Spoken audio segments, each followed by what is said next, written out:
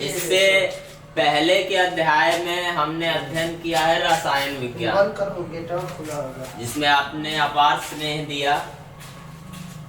अब आप जीव विज्ञान के मैजिक को देखेंगे कि जीव विज्ञान कितने बेहतर तरीके से समझा जा सकता है। बेसिकली हम दसम की बात करते हैं, 10th की बात करते हैं, 10वीं की बात कर रहे हैं। तो 10वीं के जीव विज्ञान का प्रथम अध्याय है जैव प्रक्रम।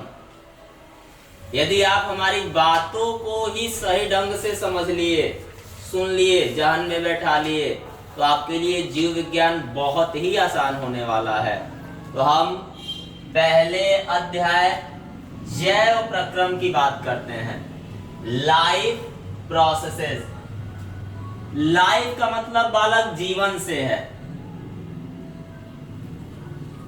और प्रोसेसेस का मतलब घटनाओं से है। तो जीवन में जितनी घटनाएं घटित होने वाली हैं, इन घटनाओं को हम निरंतर करते रहते हैं। जैसे पोषण, पोषण नहीं मिलेगा तो ऊर्जा मिलेगा क्या? ऊर्जा नहीं मिलेगा तो आप दैनिक जीवन कार्य को कर पाओगे क्या? और आप यदि दैनिक जीवन कार्य को नहीं कर पाओगे तो बताओ, क्या आप जीवित रह पाओगे? नहीं रह पाओगे। आपकी क्या हो जाएगी? मोक्ष की प्राप्ति हो जाएगी। ठीक है। तो जीवन में जितनी भी घटनाएं हैं, जीवन की ऐसी घटनाएं जो हमारे जीवन को मेंटेन करने के लिए, अनुरक्षित करने के लिए आवश्यक है, जैव प्रक्रम कहलाती है। जैसे पोषण, जैसे श्वसन, जैसे वहन, जैसे उत्सर्जन, इन सभी प्रक्रियाओं का अध्ययन यदि हम एक साथ करते हैं तो उसे आप क्या कहते हैं? जैव प्रक्रम कहते हैं। ऑल द लाइफ प्रोसेस, सभी जीवन की क्रियाएं जो हमारे जीवन के लिए, अनुरक्षण के लिए महत्वपूर्ण है, जैव प्रक्रम के अंतर्गत आती हैं। हमने पोषण की बात की, हमने श्वसन की बात की, हमने उत्सर्जन की बात की, हमने वहन की बात की। ये सभी क्रियाएं कहाँ आती हैं? जैव प्रक्रम के अंतर्गत आती हैं। हम एक एक को डिस्कस करेंगे। सबसे पहले हम बात कर लेते हैं पोषण की।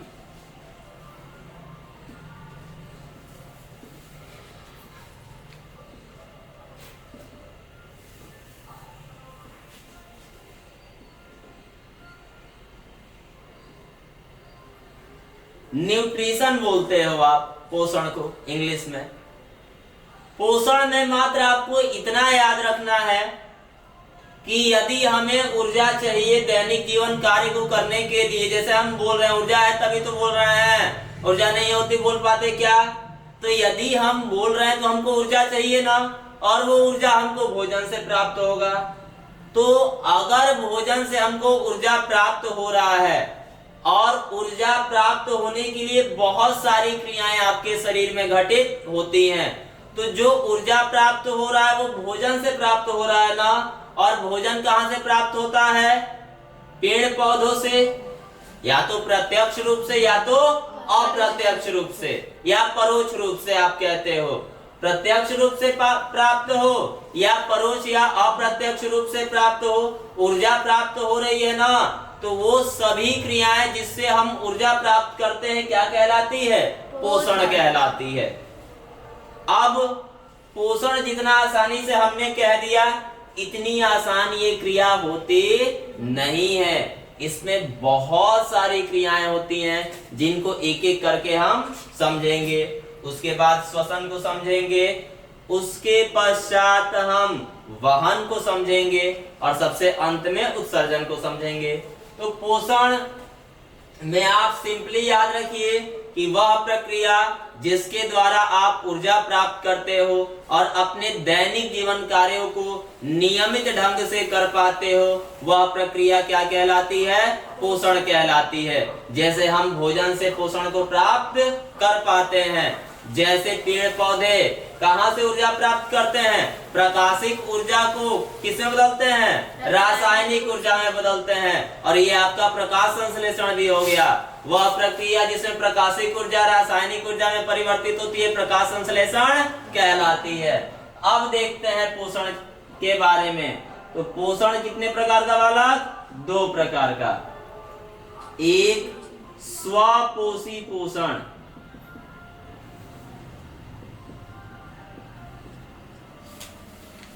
और दूसरा विषमपोषी पोषण। अब बात करते हैं स्वपोषी पोषण की। स्व का मतलब ही स्वयं से है। स्व का मतलब किससे है? स्वयं से है। और यदि कोई जीव अपने भोजन का निर्माण स्वयं करता है तो उस जीव को स्वपोषी जीव कहते हैं तथा उस प्रकार के पोषण को स्वपोषी पोषण कहते हैं। यदि कोई जीव अपने भोजन का निर्माण स्वयं करता है तो उस जीव को स्वपोषी जीव कहते हैं तथा उस प्रकार के पोषण को स्वपोषी पोषण कहते हैं। ऑटोट्रॉफिक न्यूट्रिशन,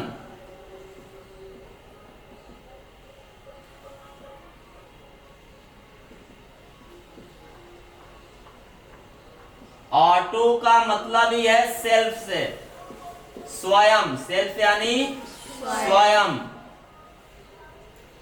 और ट्रॉपिक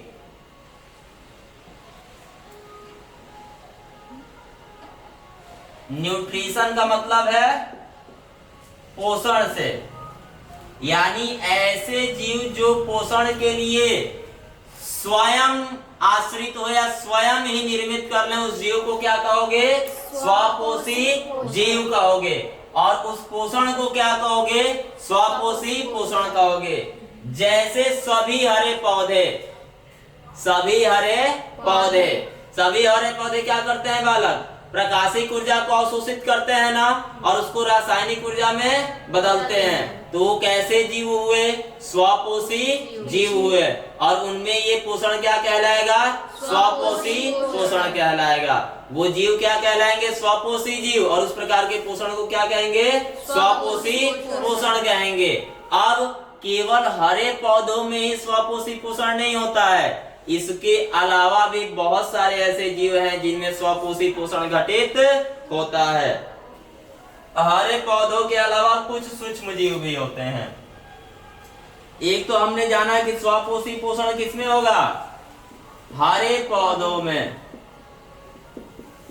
और हरे पौधों के अलावा हम कह रहे हैं कुछ सूक्ष्म जीव।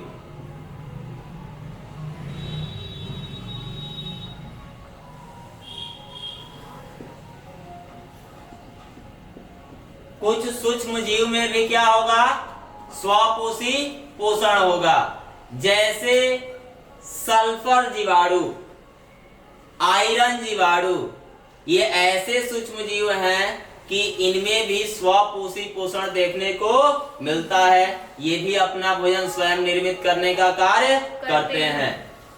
तो स्वपोषी पोषण आपसे जब भी पूछा जाए तो आप बताओगे ऐसे जीव जो अपना पोषण स्वयं करते हैं उनको स्वपोषी जीव कहते हैं तथा इस प्रकार के पोषण को क्या कहते हैं? स्वपोषी पोषण कहते हैं। ऐसे जीव जो अपना पोषण स्वयं करेंगे उस जीव को क्या कहोगे? स्वपोषी जीव कहोगे। और इस प्रकार के पोषण को क्या कहोगे? स्वपोषी पोषण कहोगे। अब आप बात करोगे स्वपोषी जीव में हमने किसकी बात की? हरे पौधों की और सूक्ष्म जीवों की बात की ना। हरे पौधे अपना पोषण किस प्रकार से करते हैं? प्रकाश संश्लेषण आपने सुना होगा।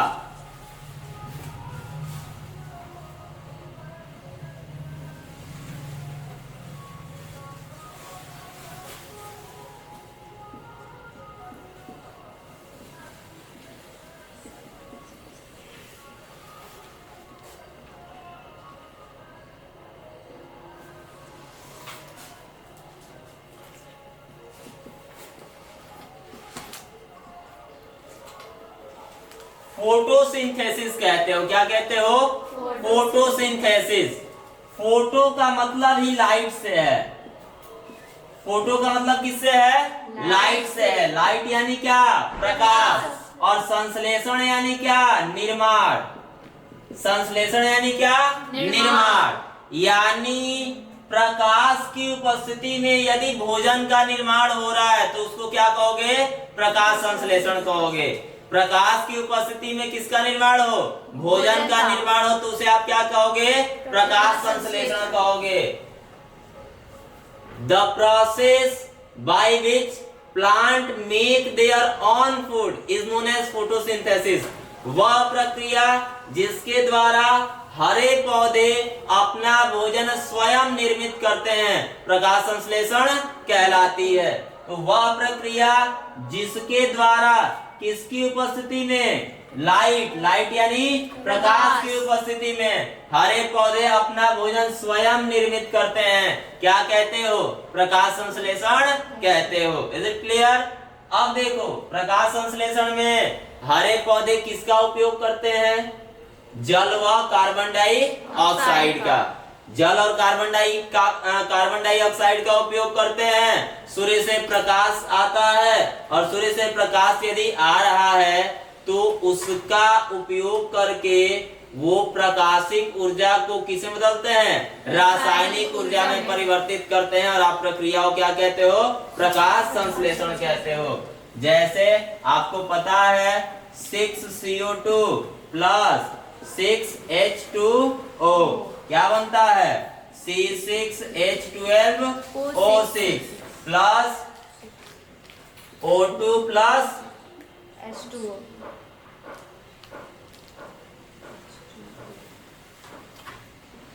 आप बताओ कितने हाइड्रोजन हैं? 6 दूना 12 हुआ ना? 12 हाइड्रोजन है और इधर हाइड्रोजन 12 है। यहाँ पे 12 लिख लो। 12 दूना 24। ये कितने हाइड्रोजन है? 12 है। और 6H2O कर लो। 12 और 12 24 हो गया। आप बताओ कार्बन कितना? 6 एकम 6। यहाँ कार्बन कितना? 6। ऑक्सीजन 6 दूना 12 और 12 एकम 12।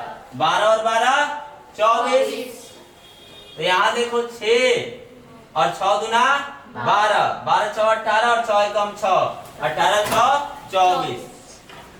किसकी उपस्थिति में ये अभिक्रिया होती है?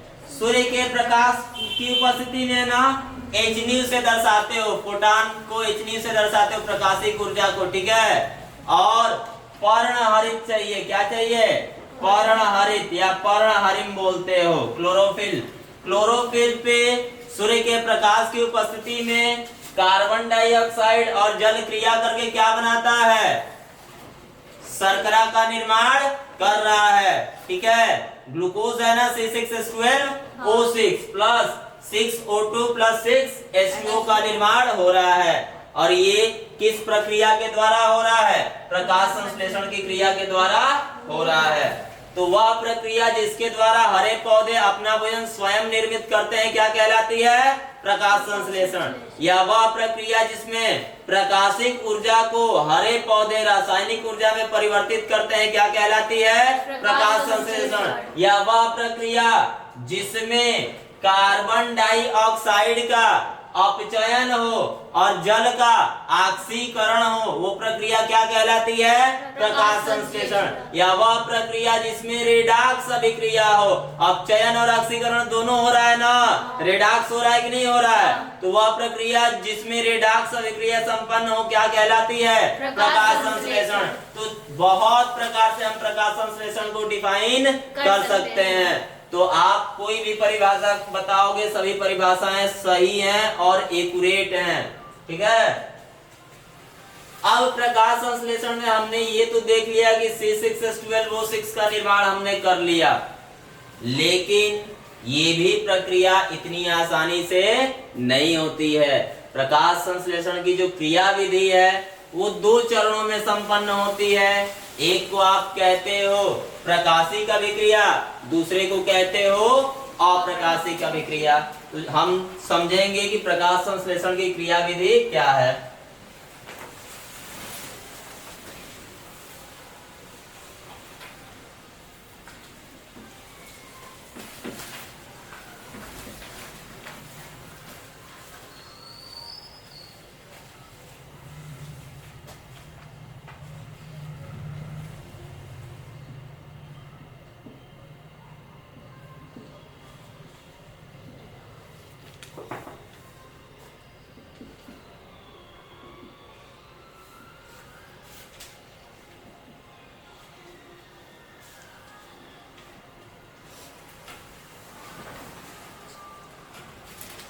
प्रकाश संश्लेषण की क्रिया विधि की आप बात करते हो तो दो प्रकार की क्रिया विधि होती है।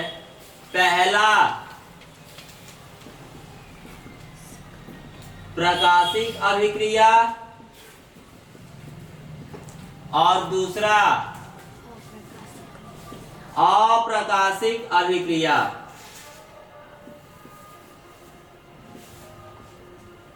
बहुत ही आसान अभिक्रियाएं हैं ये दोनों, चाहे आप प्रकाशिक की बात करो चाहे आप अप्रकाशिक की बात करो।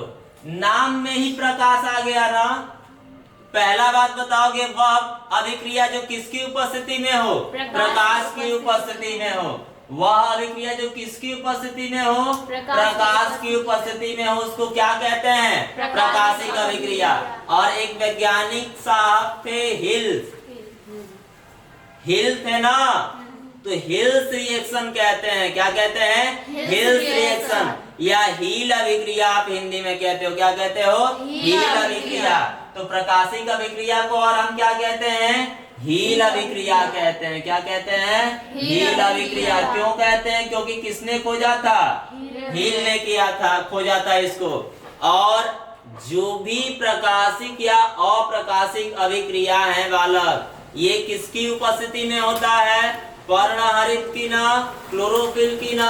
आप बताओ क्लोरोफिल कहाँ पाया जाएगा, क्लोरोप्लास्ट में, हरित लवक में। कहाँ पाया जाएगा, हरित लवक में। और हरित लवक के अंदर पाया जाएगा ना। तो जब आप हरित लवक की बात करते हो तो आपको याद होगी इस प्रकार की संरचना। हरित लवक की संरचना दोहरी झिल्ली वाली संरचना होती थी और क्वाइन लाइक स्ट्रक्चर दिखते थे आपको इस प्रकार से, जिसको थैलाक्वाइड कहते थे आप। ठीक है, तो इसमें दो क्षेत्र होते हैं, एक को ग्रेना कहते हो, दूसरे को स्ट्रोमा कहते थे। ये जो है इसको क्या कहते थे, ग्रेना। क्या कहते थे, ग्रेना। और इस तरल वाले भाग को क्या कहते थे, स्ट्रोमा कहते थे। क्या कहते थे, स्ट्रोमा। और एक को क्या कहते थे, थाइलाक्वाइड कहते थे। क्या कहते थे, थाइलाक्वाइड कहते थे। तो जब भी आप प्रकाशिक अभिक्रिया की बात करते हो या हील अभिक्रिया की बात करते हो तो किसकी उपस्थिति में होगा, प्रकाश की उपस्थिति में होगा। किसकी उपस्थिति में होगा, प्रकाश की उपस्थिति में होगा। और कहाँ होगा बालक, ये ग्रेना के अंदर होगा। ग्रेना कहाँ उपस्थित होता है, आप बताओगे, हरित लवक में होता है। कहाँ होता है, हरित लवक में होता है। चूंकि हम प्रकाश संश्लेषण की बात कर रहे हैं तो प्रकाश संश्लेषण पर्णहरित पे ही होगा, पर्णहरित पे ही होगा, क्लोरोफिल पे ही होगा। और क्लोरोफिल पाया जाएगा हरित लवक में, और हरित लवक में क्या पाई जाएगी, ग्रेना। और क्या पाई जाएगी, स्ट्रोमा। तो आप बताओगे प्रकाशिक अभिक्रिया अथवा हील अभिक्रिया किसकी उपस्थिति में होगा, प्रकाश की उपस्थिति में। कहाँ होगा, ग्रेना में होगा। Is it clear? Yes sir. अब हम देखते हैं अप्रकाशिक अभिक्रिया को। अप्रकाशिक अभिक्रिया यानी प्रकाश होगा क्या बालक, नाम में ही आ गया यानी अनुपस्थित। क्या अनुपस्थित, प्रकाश अनुपस्थित। प्रकाश को क्या कर दो, अनुपस्थित कर दो। और प्रकाश अनुपस्थित हो गया तो सब ब्लैक दिखेगा ना, काला दिखने लगेगा ना। प्रकाश है ही नहीं तो काला दिखेगा ना। तो आदमी भी काला दिखेगा। आदमी भी कैसा दिखेगा, काला ही दिखेगा ना। तो एक व्यक्ति थे, उनका नाम है ब्लैक मैन। क्या नाम है बालक, ब्लैक मैन। नाम एकदम चुन के है इनका, ब्लैक मैन। बड़ी सम्मान के साथ बोलो जी, वैज्ञानिक है। ठीक है, तो ब्लैक मैन साहब ने एक अभिक्रिया खोजा जिसको आप क्या कहते हो? अप्रकाशिक अभिक्रिया कहते हो। क्या कहते हो? अप्रकाशिक अभिक्रिया। तो ब्लैक से आप याद रखिएगा काला, काला यानी प्रकाश होगा कि नहीं होगा? नहीं होगा ना। तो अप्रकाशिक अभिक्रिया की खोज किसने की? ब्लैकमैन ने की। इसलिए अप्रकाशिक अभिक्रिया को ब्लैकमैन रिएक्शन भी कहते हो। क्या कहते हो? ब्लैकमैन रिएक्शन या ब्लैकमैन अभिक्रिया भी कहते हो। और एक चीज तो क्लियर ही हो गया कि प्रकाशिक अभिक्रिया यदि ग्रेना में हो रही है तो अप्रकाशिक अभिक्रिया कहाँ होगी? स्ट्रोमा में होगी। तो हमने प्रकाश संश्लेषण को भी समझा और हमने प्रकाश संश्लेषण की क्रिया विधि को भी समझा।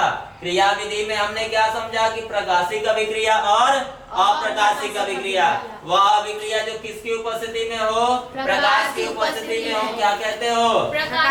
या हिल साहब ने खोजा इसलिए उनके नाम पे हिल अभिक्रिया भी कहते हो। और ये हरित लवक के ग्रेना में संपन्न होती है। अप्रकाशिक अभिक्रिया प्रकाश की अनुपस्थिति में होती है और इनको ब्लैकमैन साहब ने खोजा इसलिए इसको ब्लैकमैन अभिक्रिया भी कहते हो। और ये हरित लवक के स्ट्रोमा में संपन्न होती है। अब आप बात करते हो प्रकाश संश्लेषण के लिए आवश्यक पदार्थों की। बहुत आसान है। सबसे पहले प्रकाश संश्लेषण यानी प्रकाश की उपस्थिति में निर्माण हो रहा है तो प्रकाश चाहिए ना।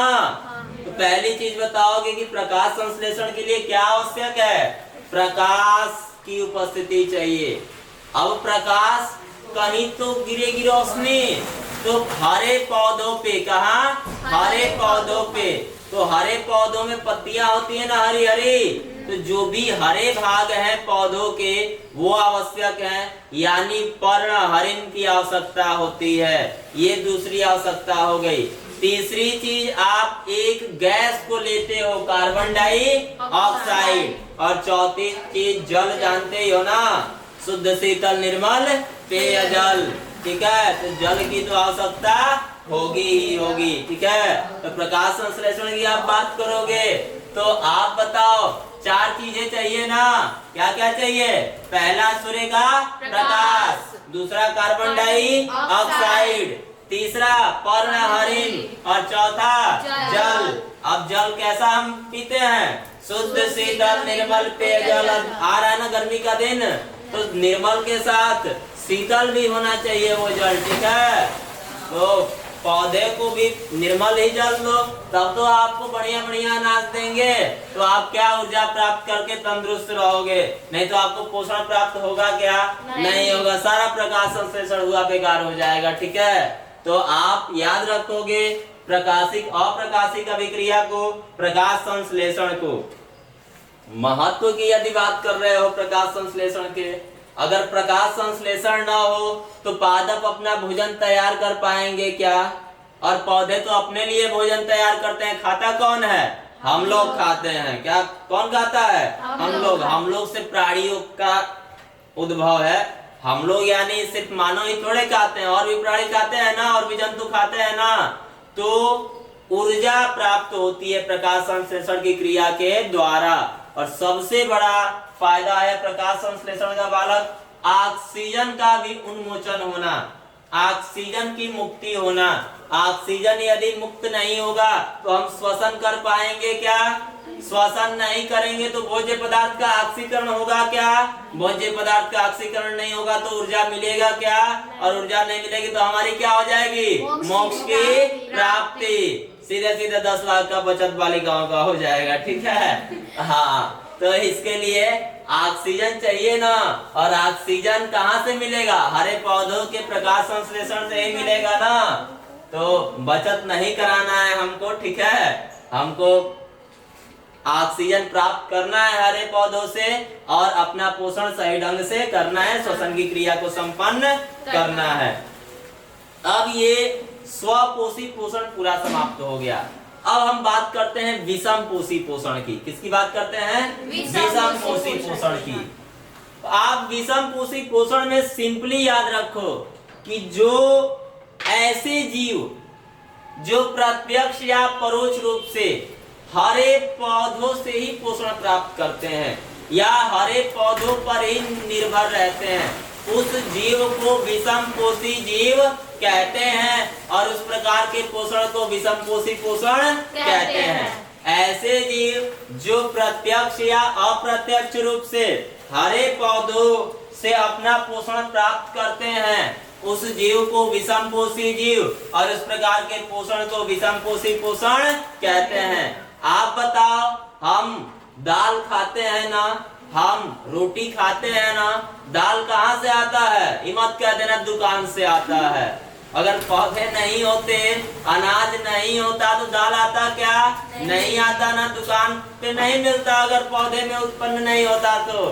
ठीक है, तो हरे पौधों से ही प्राप्त हो रहा है ना, और उसे हम फीड करते हैं और अपना पोषण प्राप्त करते हैं। वो छोड़ो, चिकन खाते हो ना, अगर चिकन खाते हो तो चिकन में कहाँ से पोषण प्राप्त करते हैं?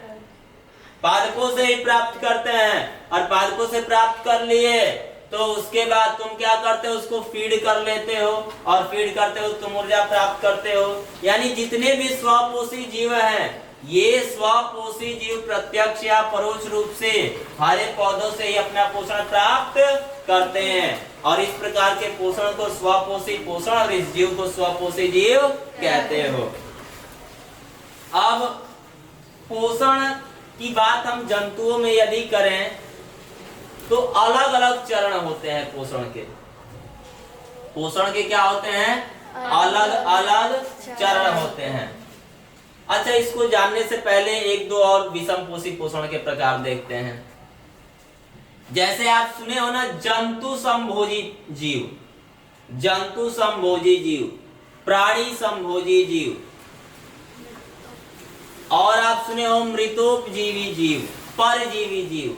तो ये शब्द को थोड़ा सा डिकोड करते हैं, ये होते क्या हैं, एक एक को देखेंगे।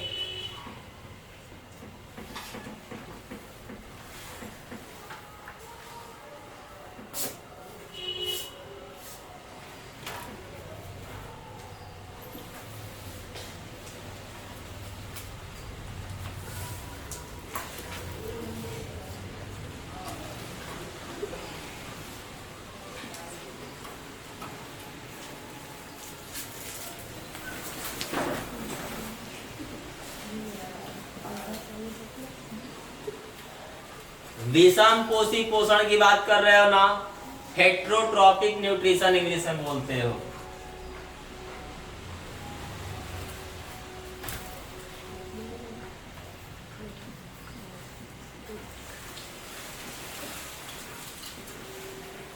हेट्रोट्रॉपिक न्यूट्रिशन आप बोलते हो। हमने बोला कि उस प्रकार का पोषण जिसमें जीव प्रत्यक्ष या परोक्ष रूप से हरे पौधों पे क्या हो? निर्भर हो, उस जीव को विषमपोषी जीव और उस प्रकार के पोषण को विषमपोषी पोषण कहते हैं। अब हम बात किए जंतु संभोजी।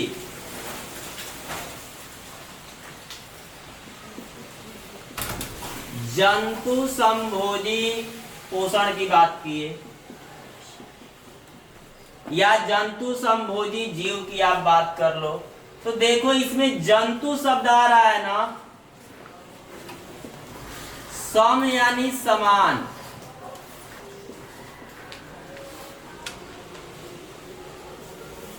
और पोषण है ही, यानी ऐसा पोषण जो किसके समान हो? जंतुओं के समान हो। उस प्रकार के पोषण को क्या कह देते हो? जंतु संभोजी पोषण।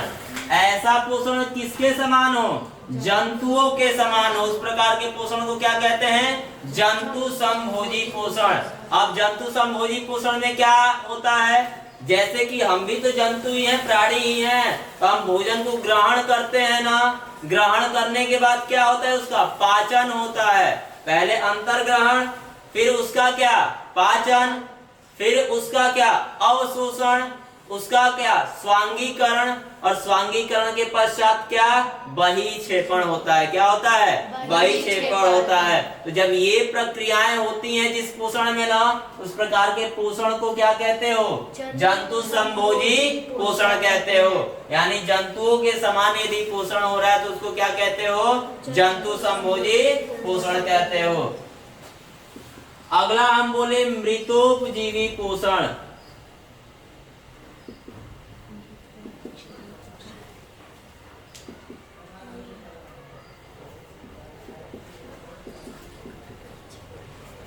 मृतोपजीवी पोषण में आप बताओगे ऐसे जीव जो अपना पोषण मृत एवं मृत कार्बनिक पदार्थों से प्राप्त करते हैं, उस जीव को मृतोपजीवी जीव कहते हैं। और उस प्रकार के पोषण को क्या कहते हैं मृतोपजीवी पोषण कहते हैं। इसके नाम में ही मृत आ गया ना, तो ऐसे जीव जो मृत एवं मृत कार्बनिक पदार्थ से अपना पोषण प्राप्त करते हैं, उस जीव को मृतोपजीवी जीव कहते हैं। और उस प्रकार के पोषण को मृतोपजीवी पोषण कहते हैं। Is it clear? अगला हमने बात की परजीवी पोषण की बात की। परजीवी पोषण की बात की। परजीवी पोषण याद रखो हमेशा कि इसमें एक जीव पूर्ण रूप से दूसरे जीव पे निर्भर रहता है। एक जीव पूर्ण रूप से दूसरे जीव पे क्या होता है निर्भर रहता है। जिस जीव पे निर्भर है उसको पोषद कहते हो, और जो जीव निर्भर है उसको पोषी कहते हो। जिस जीव पे निर्भर है उसको पोषद, और जो जीव निर्भर है उसको पोषी। जैसे सामान्य उदाहरण से समझो कि मानव को मलेरिया रोग होता है ना, तो एक सूक्ष्म जीव होता है प्लाज्मोडियम। क्या होता है प्लाज्मोडियम। प्लाज्मोडियम के द्वारा मानव को क्या होता है मलेरिया होता है। अब इस प्लाज्मोडियम का जो जीवन चक्र है वो मानव में और पिग जानते हो ना सुअर, इन दो जीवों में पूर्ण होता है। तो अगर ये प्लाज्मोडियम हमारे अंदर रह रहा है तो हम प्लाज्मोडियम के पोषद हो गए। क्या हो गए पोषद। हम इसके क्या हो गए पोषद हो गए। और प्लाज्मोडियम क्या हो गया पोषी हो गया। प्लाज्मोडियम क्या हो गया पोषी हो गया। तो परजीवी में आप याद रखोगे कि ऐसे जीव पूर्ण रूप से आप पे निर्भर रहते हैं, यानी पोषद पे क्या रहते हैं निर्भर रहते हैं। रहते उन्हीं के यहाँ है, खाते उन्हीं का है, और नुकसान भी उन्हीं का कहते हैं। अरे तुम्हारे अंदर प्लाज्मोडियम रह रहा है ना, तो पोषण भी तुम्ही से प्राप्त कर रहा है, और रह भी तुम्हारे यहाँ रह रहा है, और रोग भी तुम्ही में फैला रहा है। तो तुम्हारे यहाँ रह रहा है, तुमसे पोषण प्राप्त कर रहा है, तुम्ही को रोगी बना रहा है ना। तो ऐसे जीव को परजीवी जीव कहते हो। इस प्रकार के पोषण को क्या कहते हो परजीवी पोषण कहते हो। तो ये पूरा का पूरा समाप्त हुआ क्या विषमपोषी पोषण। अब जंतुओं में पोषण के अलग अलग चरण होते हैं, उन सभी चरणों को हम एक एक करके समझेंगे। पहला चरण होता है अंतर्ग्रहण। क्या कहते हो आप अंतर्ग्रहण।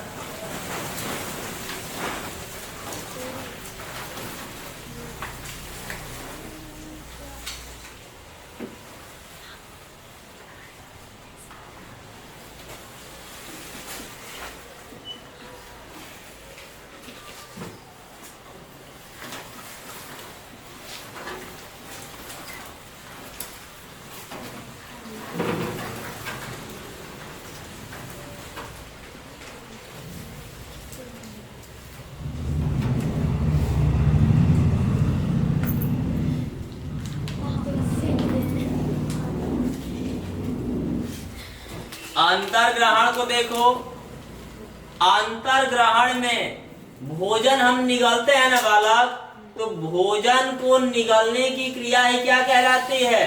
अंतर ग्रहण कहलाती है। भोजन को निगलने की क्रिया क्या कहलाती है? अंतर ग्रहण कहलाती है। दूसरा होता है पाचन।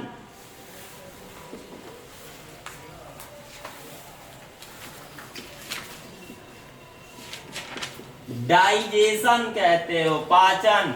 जैसे पाचन में क्या होता है? जो भी भोजन हम जटिल रूप में ग्रहण किए उसको हम छोटे छोटे कणों के रूप में तोड़ते हैं एंजाइमों की मदद से, तो उस क्रिया को क्या कहते हो? पाचन या डाइजेशन कहते हो। जैसे एथलीट जानते हो, धावक जो दौड़ते हैं उनको धावक बोलते हैं। तो आप देखते हो ना कि धावक यदि दौड़ रहे हैं तो जो ट्रैक होता है उस पे ट्रैक पे कुछ लोग ग्लूकोज उनको देते रहते हैं। क्यों ग्लूकोज देते हैं? क्योंकि ग्लूकोज से उनको क्या प्राप्त होगा? ऊर्जा प्राप्त होगा। और ग्लूकोज ही क्यों देते हैं? और भी पोषक पदार्थ क्यों नहीं देते हैं? बटर क्यों नहीं देते हैं? चीज क्यों नहीं देते हैं? क्योंकि ग्लूकोज में शर्करा है ना, और आपके शरीर में सबसे पहले अगर किसी का पाचन होता है तो वो किसका पाचन होता है? शर्करा का पाचन होता है। हमारे मुख से ही शर्करा का पाचन क्या हो जाता है? शुरू हो जाता है। क्योंकि लार में कौन सी एंजाइम? टाइलिन। कौन सी एंजाइम? टाइलिन, या उसी को लार एमाइलेज या सेलेवरी एमाइलेज आप कहते हो। तो आप याद रखिएगा, पहला पोषण का चरण क्या है? अंतर ग्रहण। दूसरा क्या है? पाचन। और पचे हुए भोजन का हमारी छोटी आंतों के द्वारा क्या होता है? अवशोषण होता है। अवशोषण होता है, एब्जॉर्प्शन कहते हो। किसके द्वारा होगा? मानव की यदि बात करो तो छोटी आंत्र के द्वारा होता है। इसमें बहुत सारे सूक्ष्मांकुर लगे होते हैं, बिलाई जिसको बोलते हो, रसांकुर। रसांकुर पर भी छोटे छोटे संरचनाएं होती है जिसको सूक्ष्मांकुर कहते हो। चौथा जो चरण है स्वांगीकरण, सबसे महत्वपूर्ण चरण है। स्वांगीकरण, एसिमिलेशन कहते हो। क्या कहते हो? एसिमिलेशन। पांचवा चरण है बहिक्षेपण। बहिक्षेपण, बहिक्षेपण को ईजेशन कहते हो। क्या कहते हो? ईजेशन। अब समझो, अंतर ग्रहण में हम भोजन को अंतर्ग्रहित करते हैं। पाचन में भोजन को विभिन्न एंजाइमों के द्वारा पचाते हैं, यानी उनके जटिल रूप को सामान्य रूपों में विखंडित करते हैं। अवशोषण, उस पचित भोज्य पदार्थों का हमारी शरीर की विभिन्न कोशिकाओं यानी छोटी आंत्र में जो उपस्थित हैं उनके द्वारा अवशोषित होती है। उन अवशोषित भोज्य पदार्थों का हमारे कोशिकाओं में स्वांगीकरण होता है, यानी हमारे कोशिकाओं में वो इकट्ठा रहते हैं, संचयित रहते हैं। और अंत में जो अपशिष्ट पदार्थ है उसको शरीर से बाहर करने की क्रिया क्या कहलाती है? बहिक्षेपण कहलाती है। ये पोषण के पांचों चरण हैं। आप स्क्रीनशॉट इसका ले सकते हैं।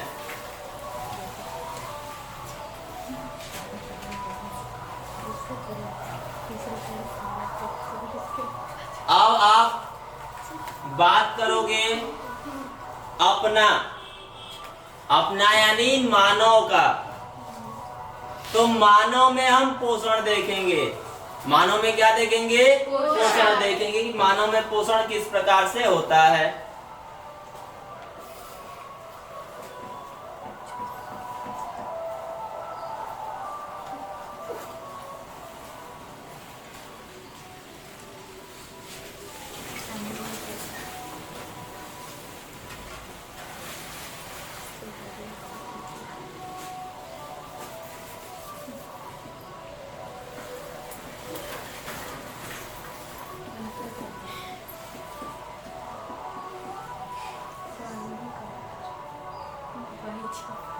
देखो मानव में पोषण की बात करोगे ना, तो मानव में पोषण के लिए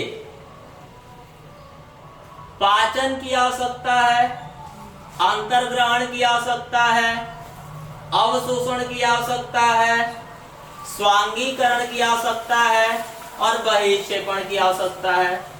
तो इसके लिए हमारे शरीर में पूरा का पूरा एक तंत्र होता है जिसको आप आहार नाल कहते हो। क्या कहते हो? आहार नाल। और आहार नाल से बहुत सारी ग्रंथियां जुड़ी होती हैं जिसे आप पाचक ग्रंथियां या पाचन ग्रंथियां कहते हैं। तो सबसे पहले हम आहार नाल को समझेंगे और आहार नाल के साथ साथ विभिन्न ग्रंथियों का भी अध्ययन हम करेंगे। तो सबसे पहले देखते हैं आहार नाल क्या होता है। डायग्राम के माध्यम से हम देखते हैं कि आहार नाल क्या होता है।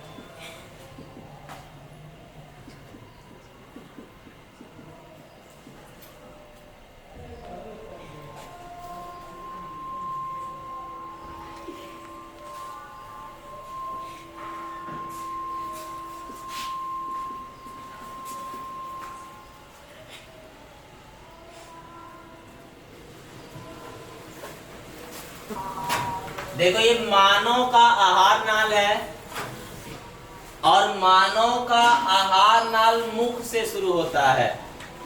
मुख किससे घिरा है? ऊपरी और निचले ओठों के द्वारा घिरा हुआ है ना। और ये मुख पीछे की तरफ खुलता है एक बड़ी सी गुहा में, जिसे आप क्या कहते हो? मुख गुहा। और मुख गुहा पीछे खुलता है एक संयुक्त स्थल पे, जहां भोजन भी पहुंचता है और वायु भी पहुंचता है। उस संयुक्त स्थल को आप क्या कहते हो? ग्रसनी कहते हो। और ग्रसनी के बाद एक नलिका पाइप नुमा संरचना जा रही है, जिसको भोजन नली या ग्रास नाल आप कहते हो। ये भोजन नली नीचे की तरफ ओपन होती है एक थैले नुमा संरचना में, जिसे आप क्या कहते हो? अमाशय। अमाशय। और अमाशय नीचे की तरफ खुलता है एक पतली अति कुंडलित नलिका में, जिसे आप छोटी आंत्र कहते हो। और ये सी आकार की जो संरचना है, इस सी आकार की संरचना को आप ड्यूडेनम कहते हो। और ये छोटी आंत्र खुलती है एक बड़ी सी गुहा में, जिसे आप क्या कहते हो? बड़ी आंत्र कहते हो। और बड़ी आंत्र खुलता है रेक्टम अर्थात मलाशय में, और मलाशय गुदा द्वार द्वारा बाहर की ओर खुलता है, जिससे हम अपशिष्ट पदार्थों का बहिक्षेपण करते हैं। अब आप इस पूरे आहार नाल में एक एक बातों को ध्यान से देखोगे। अब ये जो मुख है बालक, ये घिरा हुआ है ऊपरी और निचले ओष्ठों के द्वारा। अब ये मुख पीछे की तरफ एक बड़ी गुहा में खुल रहा है, जिसे आप क्या कह रहे हो? मुख गुहा कह रहे हो। इस मुख गुहा में 3 चीजें होती हैं। इस मुख गुहा में कितनी चीजें? 3 चीजें होती हैं। और ये 3 चीजें एक तो जीवा, दूसरा दांत, तीसरा तालु। यही 3 चीजें है ना। पहला जीवा, दूसरा दांत और तीसरा तालु। तो इन तीनों के बारे में हम समझते हैं। अब पहले समझो जीवा के बारे में। जीभ का कार्य क्या होता है? स्वाद लेना ना। आपके जीवा पे बहुत सारी स्वाद कलिकाएं लगी होती हैं अलग अलग प्रकार की, जो आपको स्वाद ग्रहण करने में क्या करती हैं? सहायता करती हैं। ये जीवा हो गया। दूसरा आप बात करते हो दांत की, तो मानव में दांत कितने प्रकार के? 4 प्रकार के। कितने प्रकार के? 4 प्रकार के। अगर आप दांत की बात करते हो तो दांत 4 प्रकार के। पहला कृंतक, दूसरा रदनक, तीसरा अग्रचवर्णक और चौथा चवर्णक। कृंतक, रत्नक, अग्रचवर्णक और चवर्णक। अब इन दांतों को समझना है। किसी से हम पूछते हैं, कोई कहता है 20 दांत है, कोई कहता है 28 है, कोई कहता है 32 है, सभी जबकि मानव है। तो ये कैसे संभव है कि किसी में 20 है, किसी में 28 है, किसी में 32 है? इन बातों को बड़ी सरलता पूर्वक और सहजता से हम सीखेंगे। क्यों किसी में 20 है, क्यों किसी में 28 है और क्यों किसी में 32 दांत है। इस डायग्राम को आप स्क्रीनशॉट ले लीजिए। इसको हम मिटाने जा रहे हैं।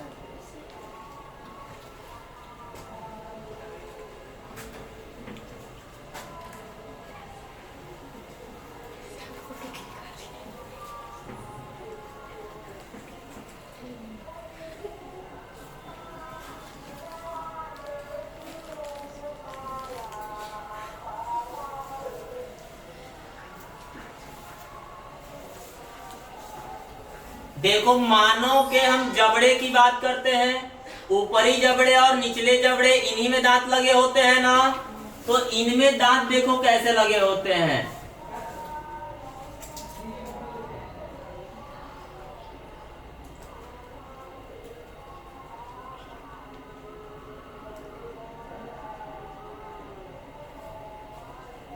2 की संख्या है कृंतक की। 2 की संख्या किसकी है? कृंतक की। 1 की संख्या है रदनक की। 1 की संख्या किसकी है? रदनक की। फिर 2 की संख्या है अग्रचवर्णक की।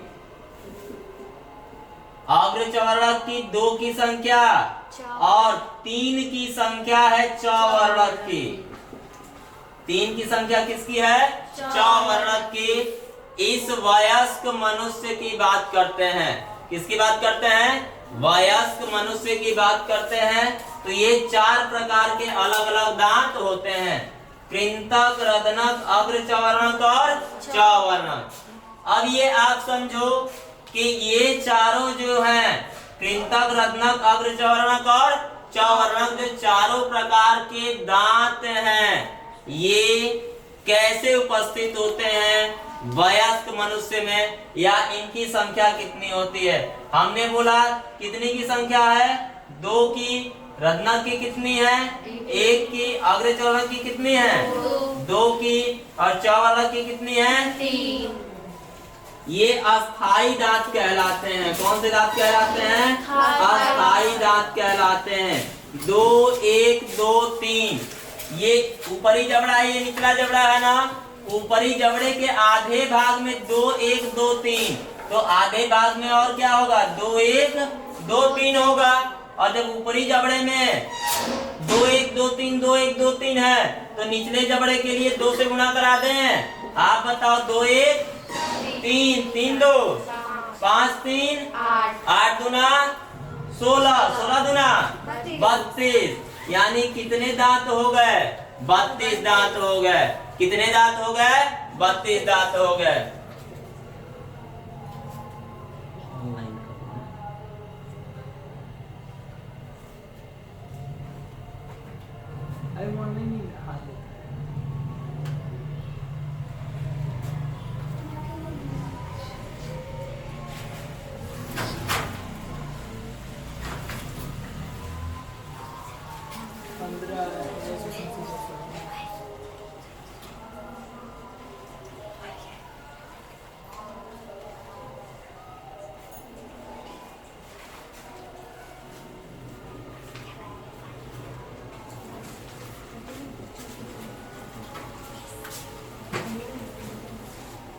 अलग तो अस्थाई दांतों की संख्या कितनी हो गई?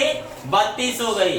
2, 1, 2, 3 अपान 2, 1, 2, 3 गुणे 2, तो 2, 1, 3, 3, 2, 5, 5, 3, 8, 8 दूना 16, 16 दूना 32। ये कितने दांत हो गए? 32 दांत हो गए। और ये कैसे दांत हैं? अस्थाई दांत हैं। कैसे दांत हैं? अस्थाई दांत हैं। तो अस्थाई दांतों की संख्या कितनी हो गई? 32 हो गई। अब आप जानो कि अगर अस्थाई दांतों की संख्या 32 है, तो आप में 28 दांत ही क्यों है? आप में दांतों की संख्या 28 ही क्यों है? क्योंकि ये जो अंतिम चवर्णक है, ये आप में पाए नहीं जाते हैं। तो जहां 2, 1, 2, 3 है, 3 की जगह क्या हो जाएगा? 2 हो जाएगा। ये भी 3 की जगह क्या हो जाएगा? 2 हो जाएगा। तो आप बताओ, 2, 1, 2, 1, 3, 3, 2, 5, 2, 7 दूना 14 दूना 28। कितने हो गए? 28 दांत हो गए। कितने दांत हो गए? 28। आप बताओ, कितने दांतों की कमी हो गई? 4 की कमी हो गई ना। इन 4 दांतों को आप कहते हो बुद्धि के दांत। इन 4 दांतों को क्या कहते हो? बुद्धि के दांत कहते हैं। और ये 17 से 23 वर्ष की आयु में निकलती है, जब तक कि सारा बुद्धि खत्म हो जाता है। ठीक है? बुद्धि के दांत कब निकलते हैं आपके? जब सारा बुद्धि क्या हो जाए? समाप्त हो जाए, तब बुद्धि के दांत निकलते हैं। कब निकलते हैं? 17 से 23 वर्ष की आयु में ना। उस समय तक तो बुद्धि समाप्त कर लेते हो आप लोग। तो अब देखो, बुद्धि के दांत आपसे पूछे जाए तो उनकी संख्या कितना? 4। बुद्धि के दांत पूछा जाए तो उनकी संख्या कितना? 4। और आप बताओगे ये चारों जो दांत हैं ये अंतिम चौवर्णक दांत होते हैं। कौन से होते हैं? अंतिम चौवर्णक दांत। और इनको आप क्या कहते हो? अस्थाई दांत कहते हो। क्या कहते हो? अस्थाई दांत कहते हो। अब हम बात करेंगे बालकों की, कि बालकों में या बच्चों में जो दांत होते हैं उन दांतों को क्या कहते हो?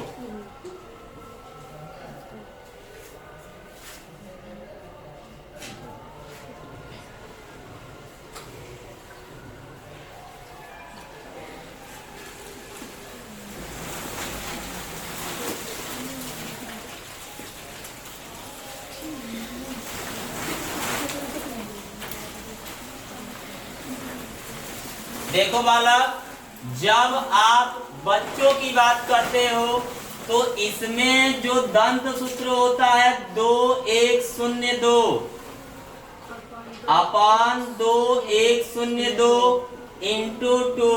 और अपान ये बटा वाला अपान नहीं है बालक, ये ऊपरी और निचले जबड़े की बात कर रहा है। आप बताओ, आधे जबड़े की बात करते हैं ना, तो 2 1 3 2 5 गुना 10 गुना 20। यानी बच्चों में दांतों की संख्या कितने हैं? 20 हैं। और इन दांतों को आप दूध के दांत कहते हो। क्या कहते हो? दूध के दांत। दूध के दांत। तो आप बताओ, वयस्क में दांतों की संख्या कितनी? 32। बच्चों में दांतों की संख्या कितनी? 20। बुद्धि के दांतों की संख्या कितनी? 4। कोई डाउट है क्या इसमें? भूलने वाली बात है? तो हमने बात कर ली जीवा की, हमने बात कर ली दांत की। अब हम बात करेंगे इन दांतों के कार्यों की। तो जो कृंतक है बालक, वो काटने का कार्य करता है। किसका कार्य करता है? काटने का कार्य करता है। और कृंतक के बाद जो रदनक है वो टीयरिंग द फ्लेश, फाड़ने चीरने का कार्य करता है। और जो अग्र चौवर्णक और चौवर्णक है वो क्रशिंग का कार्य करता है, पीसने का कार्य करता है।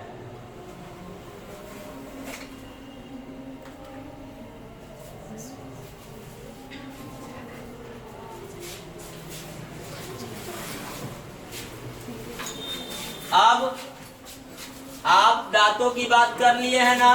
अब दांतों के बाद हम देखेंगे कि जो भी तालु है, तालु, निचला जो तालु होता है वो बालक हार्ड होता है। नीचे की तरफ आप टच करोगे तो वो हार्ड लगेगा, और ऊपर की तरफ टच करोगे तो क्या लगेगा? सॉफ्ट लगेगा। ये तालु आपको एक प्रॉपर स्पेस प्रोवाइड कराते हैं, एक स्थल प्रोवाइड कराते हैं। किसके लिए? भोजन के क्रशिंग के लिए, भोजन को चबाने के लिए क्या करते हैं?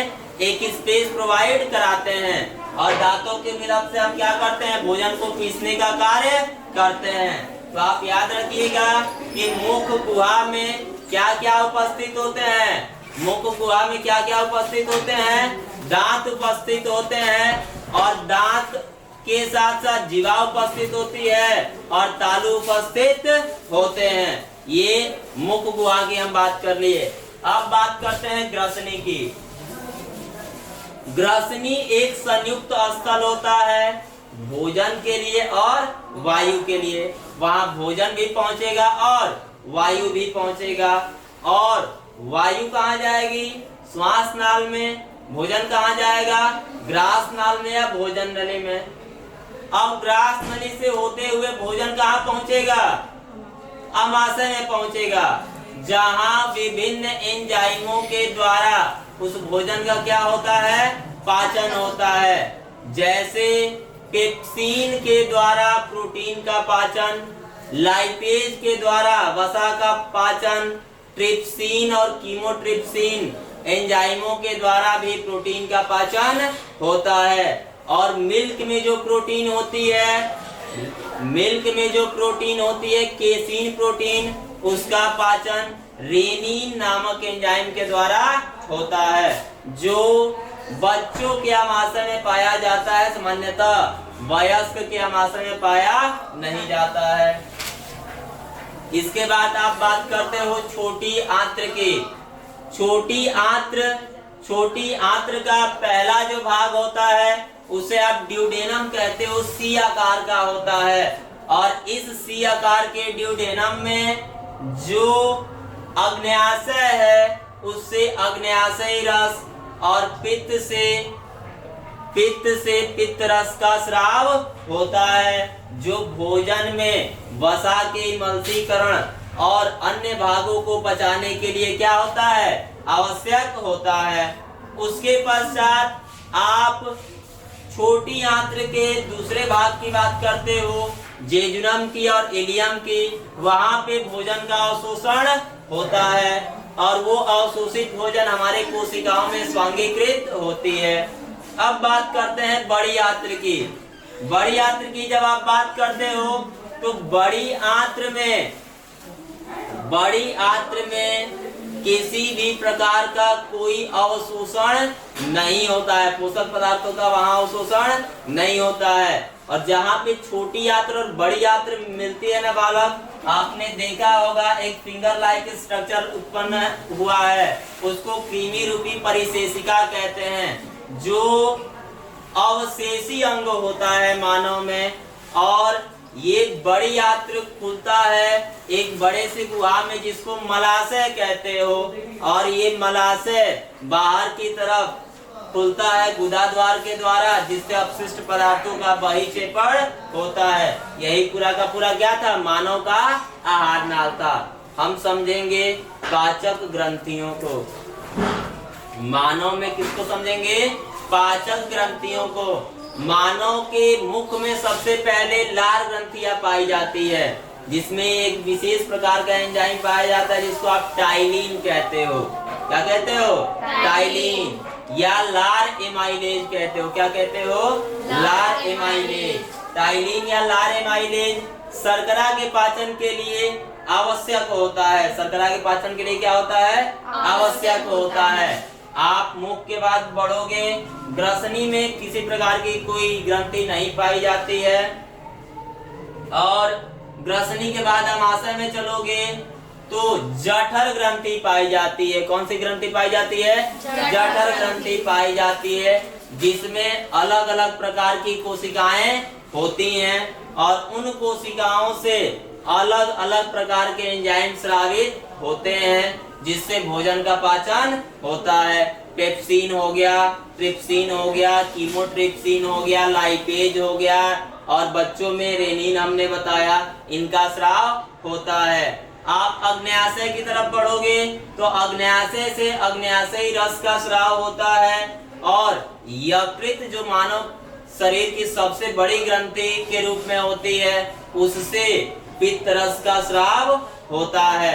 अग्न्याशयी रस और पित्त रस दोनों छोटी आंत्र में ओपन होते हैं, और ये भोजन में जो अपचित भोज्य पदार्थ है उनको पचाने का कार्य करते हैं। और अंत में अवशोषण के बाद इन अपशिष्ट पदार्थों का इकट्ठा या एकत्र होना बड़ी आंत्र में होता है, और मलाशय में एकत्रित हुए अपशिष्ट भोज्य पदार्थों को गुदाद्वार द्वारा त्याग दिया जाता है। यह पूरी की पूरी प्रक्रिया क्या कहलाती है, मानव में पोषण कहलाती है।